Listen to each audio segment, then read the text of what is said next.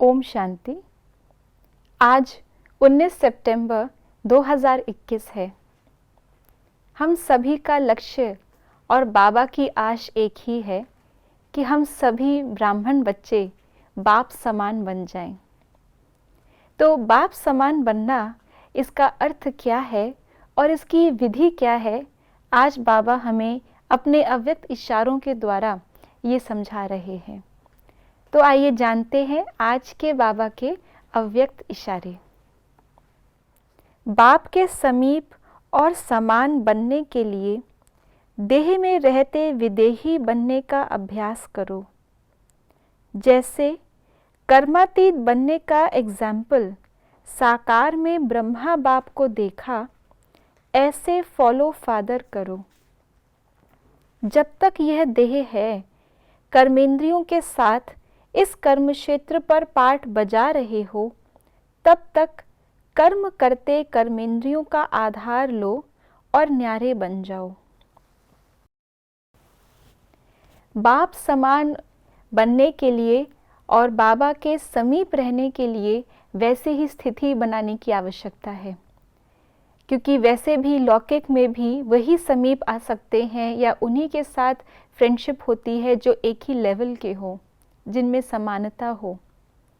तो यहाँ हम जब बात करते हैं बाप समान बनने की, तो शिव बाबा और ब्रह्मा बाबा दोनों ही हमारे बाप हुए और दोनों के ही समान हमें बनना है।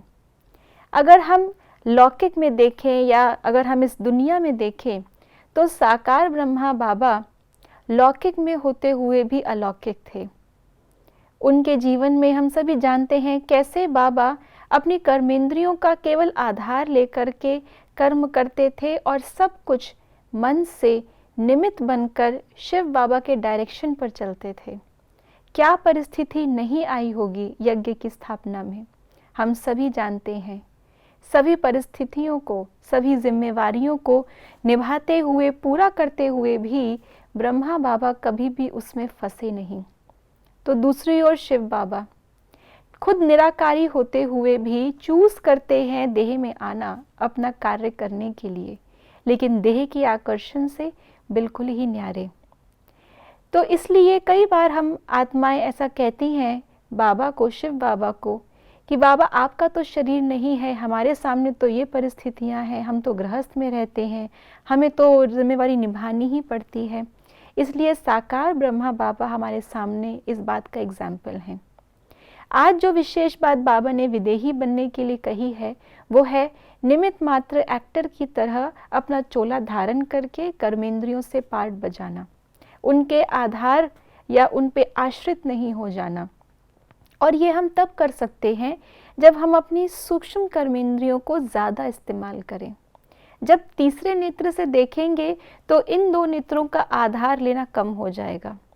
जब हम मन की बात को समझना शुरू करेंगे, वाइब्रेशंस कैच करेंगे, तो कानों से सुनना, मुख से बोलना, इसका आधार कम हो जाएगा। इसलिए आज हम यही अभ्यास करें कि जितना ज़्यादा हम अपने सूक्ष्म विदेही मशीनरी को ज़्यादा यूज़ करेंगे, उतना ही इस देह और कर्मेंद्रियों की आकर्षण से न्यारे बाप समान और बाबा के समीप रह सकेंगे। ओम शांति।